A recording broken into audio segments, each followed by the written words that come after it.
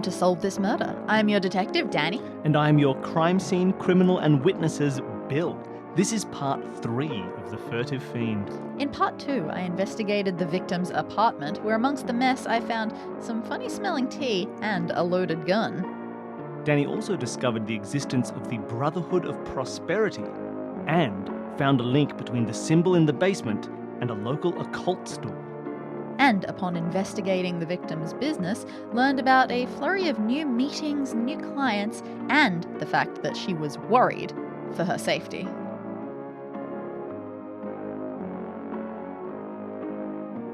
Dani, you have leads, you have places, you have things to investigate. So many, multiple times. Did the mystery get too big? I was worried it was too small and now it seems too big. Multiple times since our last recording, since part 2, I have told you that if we're going to novelize any of these, this will be the first one to start with. Because, yeah, this is sprawling in all the right ways. It's not sprawling. Look, we only found like 7 leads for you to follow. I can't remember what they were, but we did make a list.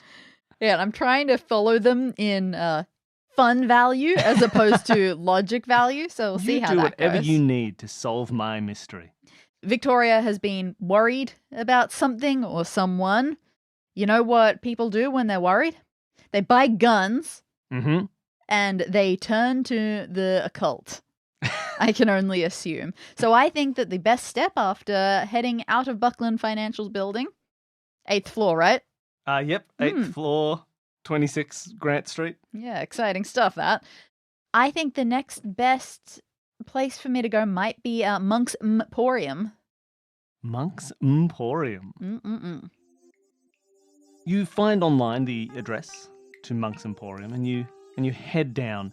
You end up in a slightly strange sort of dingy part of the city. There are alleyways and twists and turns, old buildings. And you find, down one of these alleyways, a small sign for Monk's Emporium. You enter the store, and it's small and crowded. There's shelves and shelves of various unguents and Does a ointments. smell hit me as I come There in? is a smell that hits you as you come in. Not the smell you smelled in the apartment. Appreciate I would like to put forward now. Just various herbs and plants and gunks and goops. You see crystals floating around, things hanging from the ceiling, and you also see, behind the counter, a figure. Wrapped in flowing cloth, hidden. I hope this is a live figure. The lights are quite dim and it's hard to see too much of them. And they say, "Welcome. Oh, thank God. Welcome to my store. I'm the monk." The monk. Okay, excellent. Yes. Great. I would really appreciate a bit of help fear. I can help you fear. Thank you. I can help you fear anything Oh, with these dear. fear leaves. Oh, we shouldn't have let this happen. That's a good point. A couple of things. Look, this is clearly not my field. I am woefully uneducated in a lot of what's going on in these many, many ventures. What's your specialty, my good person? Ah, the monk's specialty. I specialize in all manner of the occult. Oh, that's not much of a specialty, but I okay. can curse anything from a Ming vase to a baseball card. I know all. What do you need? Oh, The that's summoning convenient. of a demon, the ridding your house of a ghost, perhaps a potion to make people fall in love. I don't sell those. That's immoral. Just the curses. Curses are fine, but love is sacrosanct. All right, well, thankfully, this is more about education than activity I need right now. I need Wonderful. some help. Essentially, I need translation of certain things, like mysterious languages, symbols, those sorts of things. Oh, by the way, I assume I took a picture. I can only assume that in my diligence I took a picture of the inside of the teapot in Victoria's apartment. Hey, So you don't. Okay. would these tea leaves have read anything to you? Oh, you want me to read the leaves of the photo? Oh, all right. I will. Please, yes, give me the picture. And a little hand reaches out of the big pile of clothes and takes it from your hands and lays it on the. This is much more thorough than I thought. On the counter and looks Okay. and says, "Ah, yes, these tea leaves speak to a great tragedy. I'm so sorry you'll never find love. Ah, I see. Okay. That's really depressing. And love, as we know, is sacrosanct. All right, great. Well, beyond that, there are some things like some various symbols, sigils, one might say, that Yes, one should. I'm looking to have translated. Oh, really? And I wondered if you could steer me in the right direction of that, particularly if there's anything local. I know that several of these things clearly come from far-off places. Yes. I'm You're looking for a local homegrown demon? A local ghost? I would be very interested to know if such a thing exists. Not that I'm aware of. Okay. Just the sigils, then. Other than people who died with unfinished business in the local area. But not a different special type of ghost from this city. Well, the Northwest has Bigfoot, Sasquatch, whichever one it is. Yes, true. We might have had something. Nope. Not this town. Well, that's very convenient in its way. All generic ghouls and goblins here. Then help me with my translation All right, efforts. That's all I got left for what you. do you need? Take out the piece of paper and I flatten it on the counter. Yeah. In front of them. Ah, interesting. I see you wish for wealth. Why do you assume that these things are mine? I'm saying I don't understand them. Wait, hold on. You're bringing someone else's occult business in here? Well, that's rather rude, isn't it? Maybe I shouldn't tell you what this symbol means. Doesn't sound harmful. All right. But that symbol, I've seen it before. I do know everything about the occult, mind you. Here in this book. And they shuffle away. They jump off their counter. They appear to be about... Is it Taste of the Fertile Crescent? No, okay. Not at all. It's the only book we've seen so far. They appear to be quite short. And they shuffle over to their bookshelf and they jump up on another little chair. And they take a big book down. And they shuffle back and they jump back to the counter. This book describes the histories and mysteries of demons great and small from across the world. And that symbol is the symbol of Elantiel, the demon prince of wealth and power. Are you sure? Because I'm pretty sure that's an anagram of my name. No, Elantiel is a legitimate real demon. It's basically an anagram of my name. Well, sorry to tell you. You might be saying a D in the middle. There's a T. It's Elantiel. So you're off the hook. Exciting. Demon Prince of Wealth, you say? Yes, the Demon Prince of Wealth. So if someone draws this symbol, they're saying, "Hey, Elantiel, gimme." Well, I mean, it's not quite so crude as that, but... Is that how a crude person would put it, though? If I were a crude monk, of which I am not, then maybe I would put it in those sorts of terms. Yes, I suppose, you might say. The sigil is part of a prayer, a wish, a dedication to Clowneck, or Elantiel as they are more commonly known. It's a wish for wealth and for prosperity. You create the sigil, you say a little prayer for him. Elantiel, you say, yes, I suppose. Give me money and wealth. Prosperity, one might say. Prosperity, yes. If one wanted shorthand, one could say prosperity. I have to think back to what I saw in the basement. Yeah. Where I saw loads of pieces of paper with this symbol in it. Mm-hmm. Trying my hardest to get a grasp of this, did it look like it was likely the same person who had drawn it over and over again, or would it have looked like it came from several different hands? I would say it looks like the same person over and over again. Okay. So if one person, is this the sort of thing where a person, you'd do it once and then you would, I don't know, burn it, leave it as an offering somewhere, or if you wanted more wealth, would you draw it over and over and over again? One may do it over and over again to create more of a symbol, more of a request. Of course, but for most people who are involved in this, a simple sigil drawn in a prayer sent down to hell is enough. But perhaps if you wanted to try harder, if it wasn't working for you, you can pray more sigils, make an offering, a meal, for example. Yes, more sacrifice. Naturally. When I say sacrifice, of course, food is a much like a sacrifice to your heathen gods. A sacrifice of food, of meals. Yes. But let's...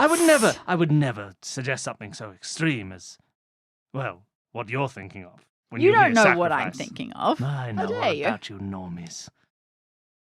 Can I take a look at that book? Has this been offered to me to take a scan of? Why, you can have a look at this book. I won't read anything out loud, don't worry. Well, please, it's all yours, if you're willing to pay For a price. $75.22. Okay, I'm on the case. I don't have to use my own money. Business card it is. All right, I'll just ring that up for you. Ching, snip, beep. There you are. Well, it's yours. Sorry, I need to put in the PIN number. Oh, no, it took it automatically. Oh, are you sure? Yes, it's under $100. I've had trouble with this before. Are you sure it definitely went through? Oh, no, hang on. Sorry. No, I see the receipt's printing. That's okay. Yep, see, I'm going to need that. Well, here's your receipt. Thanks. Is this the right copy? Oh, sorry. No, that is mine. I'll make a customer copy. There you are. Thanks. Okay. All right. But beware. That receipt carries a terrible curse. BPA? Yeah. You'll wish to return the book, but you'll suddenly be too satisfied with your purchase, and you'll have to keep it forever. Oh, man. All right. Well, thank you. Great. Any other questions for me, the monk? Not at this stage. I think I've covered everything, although... Is this the end of my appearance on this show? You'll never know. Well, I'm always here if you need to ask more questions. I don't want to... Okay, so here's the thing. Yes? No, not for you. Okay. I'd like to know more about the Brotherhood of Prosperity. Yeah. This person may well know something about the Brotherhood of Prosperity. What if they're a member of the Brotherhood of Prosperity, and if I say the wrong thing, I'm shutting myself off this dialogue tree? Well, you never know. I need to wait until I know the password. Look, it's up to you. You know, you gotta risk what you want to risk. And reveal what you want to reveal. What if they've got dire information, and you never get it because you didn't ask? Then I'll wait until I have an epiphany. Okay. And then come back for it. I go and I sit in my car and I read this book to see if I get an epiphany from it. Yeah, okay. This is the paperwork series, Billy. Sure. You sit in your car with a coffee and the book. Ugh. Oh, the coffee spills all over the book. Yeah, you can't that's a read terrible idea. You open the book and you read about Elantiel, the demon. And yet, most of the information is similar to what Monk said: a demon of prosperity from the Middle East, from the cradle of civilization. Sure. This ancient demon rises, and it's a demon of wealth and prosperity. It details that you can make a prayer, draw the sigil for luck when it comes to matters of money and wealth and gambling and things like that. Though, and it does detail that you can make a sacrifice to Elantiel for greater. For greater, I suppose, strength of your prayer and your offering. So rather than just pray, you can Emphasis. and it suggests literally like cooked meals, like burn a meal, like make a meal and then just like leave it for Elantiel. Aww. That's why she was reading A Taste of the Fertile Crescent book. She was making a demon dinner. But it does also mention like a stage after that of animal sacrifice. And a stage after that of like bigger animal sacrifice, like a chicken then a goat sort of thing. It doesn't explicitly mention anything else other. It doesn't like say and then human sacrifice, nothing like that. Not. But there's definitely levels of devotion that you can make. Interesting. And does it just biographize this demon, or is there anything in here that talks about any known followings or anything like that? No, that's about all you get about Elantiel. The rest is similar demon princes of various other things. A prince of power and the demon prince of various other things that you might want from a demon. Sure. Again, Elantiel's a real demon. Another one that would probably appear alongside, Leonard. There's a Leonard.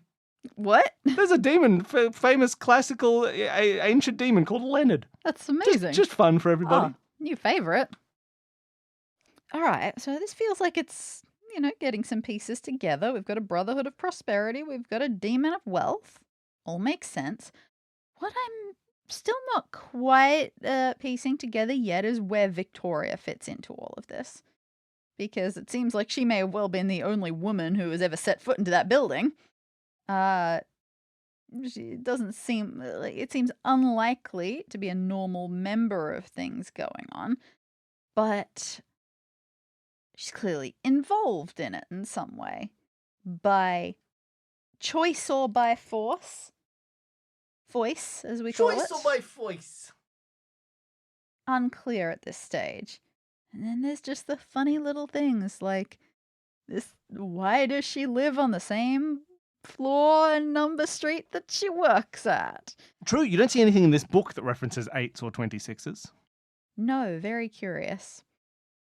I don't want to just go looking at every person and every building that we've been in so far to check if their addresses match this, hoping I won't have to do that.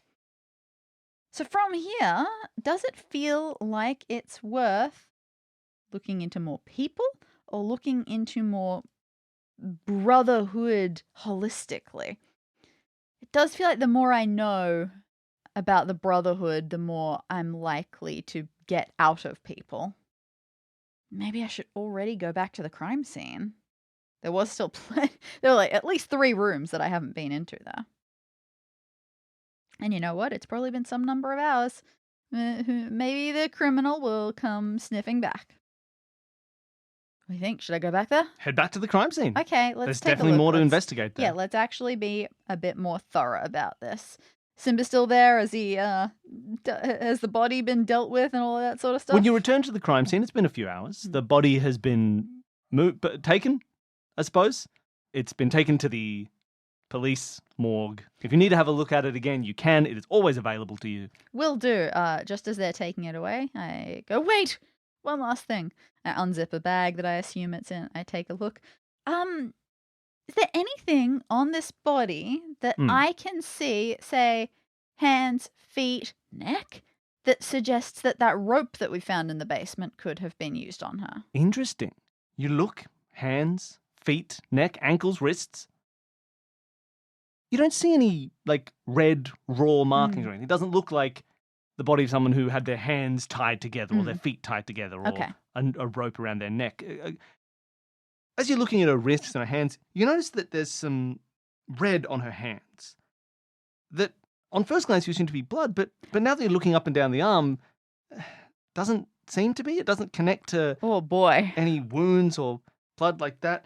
In fact, when you look closely, it looks like some of the red, just little drops of it near her fingers is sort of peeling off the skin like it's paint rather than blood. And under some of her fingernails, there's a little bit of like red wax almost. That's going to be interesting to try to differentiate. Were those candles in the basement red candles? They were red candles. Yeah, that's definitely going to be a bit of a curious one. Hope the lab boys are really good at washing off blood but not paint, or vice versa. That's our specialty. I'm relying on you guys so much this week. Yeah, don't worry about it. Let us know when you're ready for that teapot to be examined. Anytime. Okay, bye. You're on it. I'm going to wheel this body out again. Thank you. Should we zip it back up? Nah, let her breathe. Let people get a glimpse of what's happened to the women in this city. Oh, yay. All right, bye. On that note, let's head inside. Take a look at these opening rooms. We've got a bathroom and a kitchen. I assume there's not much to look at in the bathroom, but you never know. You look inside the bathroom. There's 7 people in there with big double-bladed knives going, she got me! Everybody scatter! It's an empty bathroom. It is, in many ways, a pretty boring bathroom. Although you do note it is incredibly well appointed. You once were renovating your house and as a fun, I have employment money. You were looking at the sort of stuff that you could never afford in those the sort of this bathroom fixture for your sink is only $280,000 made of pure. That's the sort of stuff that's in this bathroom. Everything is expensive and well-maintained and clean. This is and hitting beautiful. home a little too hard. Like, our bathroom is a little old, so I have looked at how much renovating a bathroom costs and then immediately stopped looking at how much renovating a bathroom costs. Yeah, and this is the stuff that you wouldn't even worry about stopping because there's no way you could ever afford. Yeah. You'd buy a house before you fixed up your bathroom like this. It's expensive stuff. I'm overselling a little bit, but it's definitely a fancy bathroom. But looking around, you don't see anything. There's no blood spatters in here. There's nothing hidden inside the toilet cistern or anything like that. No, I didn't really expect anything. So I'll head back over and across to the kitchen because we've certainly heard a little bit more about food so far. Could have been a little bit more activity going on in here. Yeah, you look through the kitchen and, again, incredibly well appointed. A very expensive stove and cooker top. Beautiful cabinetry. Everything very neat and clean and tidy, or at least it seems that way from the outside. I don't know if you want to dig around any of these cupboards or anything. Just a little. I mean, just a little. Yeah, it's, you start opening cupboards beautifully, or like everything pristine and lovely and full of stuff. It's full of stuff. It clearly sees some use, this kitchen. And, you look around, there's a lovely drawer of mugs and glasses and very expensive crystalware kind of glasses. And then, one of these drawers is not the same as the others. One of the drawers? Or one of the cupboards. Okay. From the outside it is, but inside a very different vibe. It is full of powders, dried flowers, some chalk. Hey. A lot of unidentifiable materials in various jars, some kind of old parchment paper. You see a few candles at the back and things like that. But notably, what strikes you most isn't the contents of this cupboard, but how it's organized, insofar as it is not. These things, compared to the rest of the kitchen, seem jammed and cluttered and randomly dropped around. It's the sort of thing like in a TV show when someone says, I cleaned my room, and then their mother opens the cupboard door and everything falls out. Understood. It's a bit of that vibe. In fact, as you open it, a few things fall to the floor. Gotcha. Okay, so gonna write a big V on this door in my mind. Certainly feeling reminiscent of everything we've seen of Victoria so far. I don't know, maybe she's just found her people, but this feels like something that I should be setting aside for her. Interesting. I don't have anything at the stage that I think I'm trying to dig around in here for. This feels just like good atmospheric knowledge to have. I sniff it. I sniff the whole thing. It smells like Monk's Emporium. Yeah, fair enough. Anything still have a price tag on it? One of the candles has a sticker on it for $26.80. For a candle. $26.88 is one of those candles. Oh dear. Intriguing stuff. Mm-hmm. I suppose I'll take a look through the rest of the building. I pass that big fancy table again. Knowing now that the Brotherhood of Prosperity might have something to do with this, it feels less surprising. Has anything changed in here since I... There are 3 forensic officers taking fingerprints on the table, taking photos of it. There's baffled and suspicious. Yeah, they look up at you and they glance down at your fingers and they go, They can see fingerprints. Is this a real thing that happened at some point as a case? I don't know if it was one that you studied at university. There was a famous case about the veracity of fingerprinting in which a bunch of fingerprints were found at a crime scene, and they were matching all the prints, and one of the prints they matched to one of the officers who was at the scene. This is in the UK. And she, and I can't remember her name, but she said, look, I never went inside. And they said, look, you must have gone inside. You must have touched something. Those fingerprints match your fingerprints. We can identify those as yours. And she said, no. I am telling you I never went inside. It became this huge thing where she was insisting she was never in the crime scene. And they were insisting, no, you're a police officer on scene. Those prints we matched yours. Because they, at the time, were very much saying, if we find a fingerprint and we match it to yours, it's 100% that's your fingerprint. Oh, no. So she was insisting. It turned out, no, she never went inside.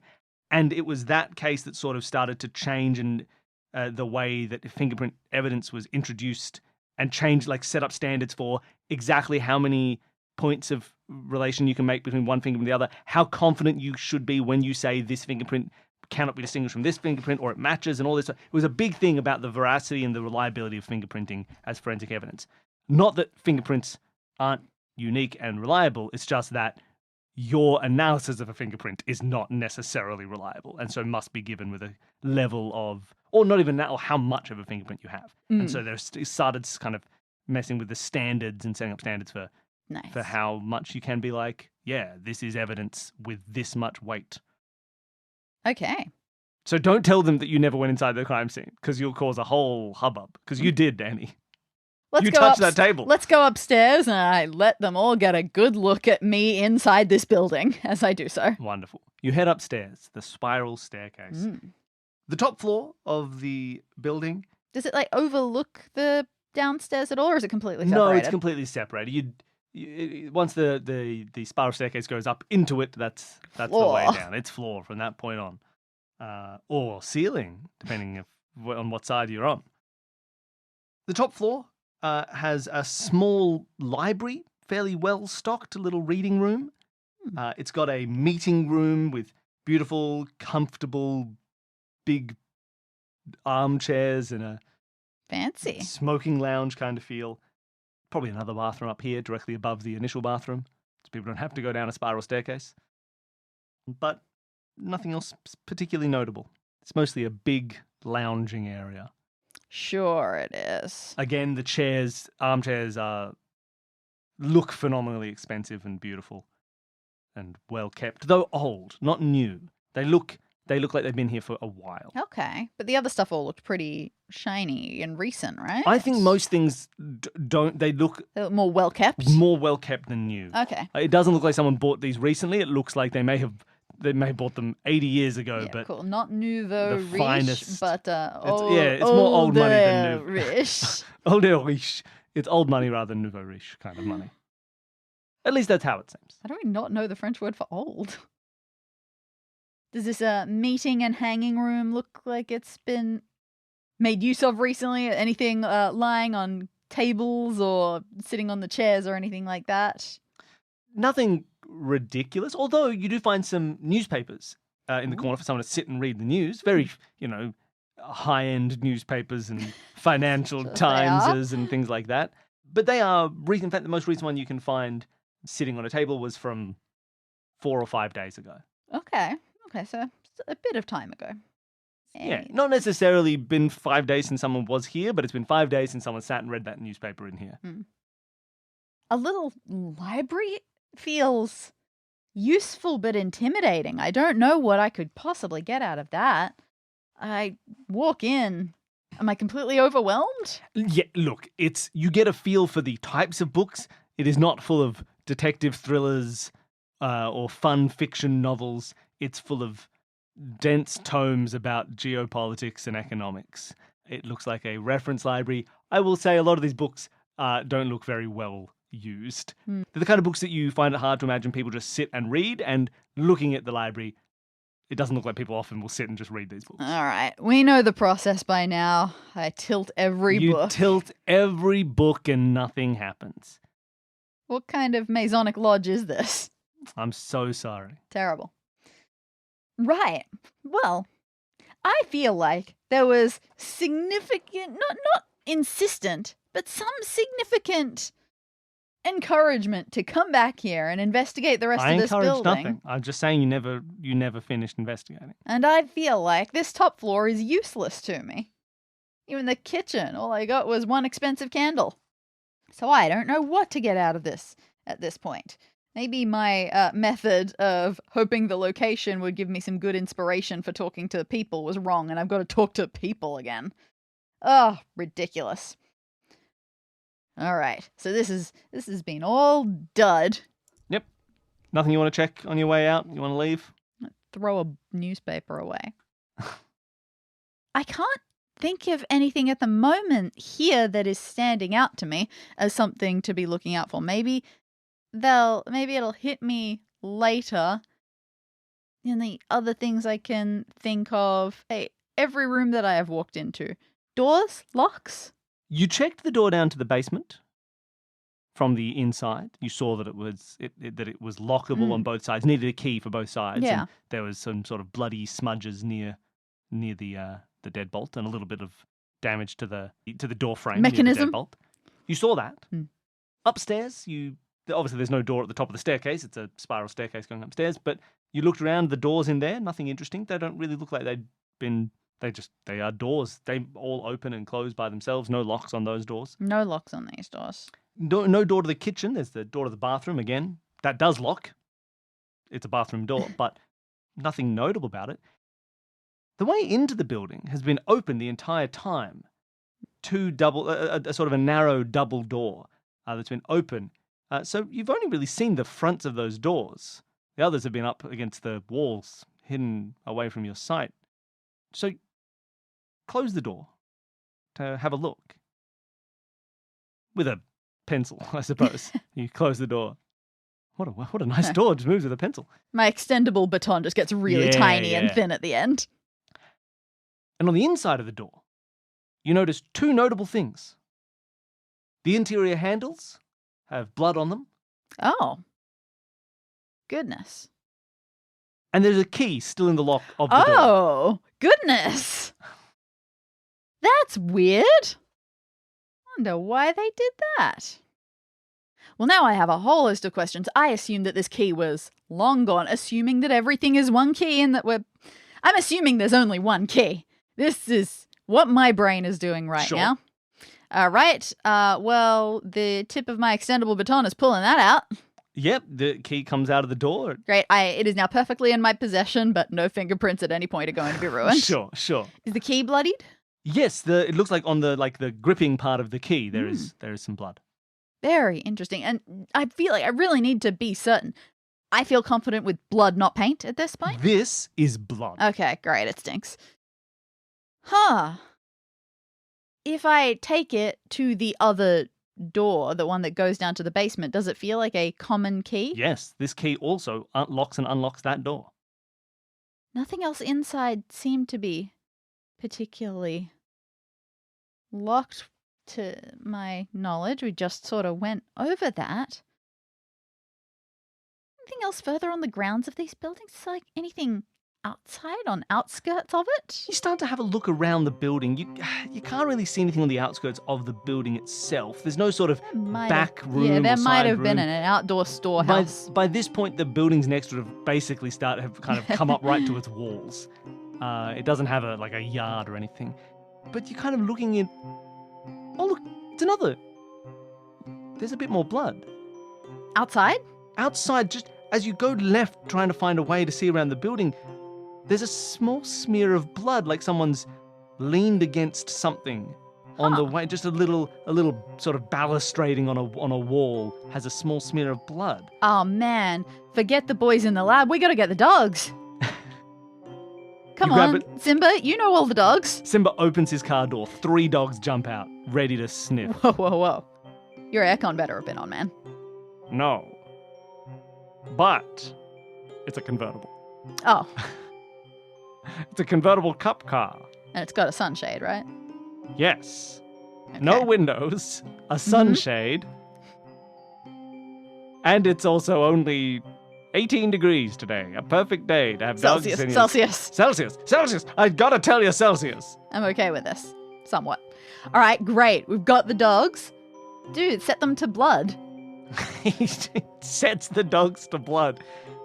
And they start to head down the street. They sniff the blood on the little balustrading that you found, and they continue on down the street in the same direction, away from the building. Do we find another little drop on the ground in the middle of the... At some point, we're not going to see any, and they're just going to impress me, and I'm going to have to trust them. At some point, you don't see any, and they just impress you, and you have to trust them. You continue following these dogs as they sniff their way down the street, and they sort of sit when they get to a corner of the street, a little bit of like around the corner, around the block, and they sort of sit between a garbage can, where you do see there is some blood sort of around the rim, the top of the can, but they stop following the trail, and they're sitting between a garbage can and a taxi rank where there are waiting taxis. Okay.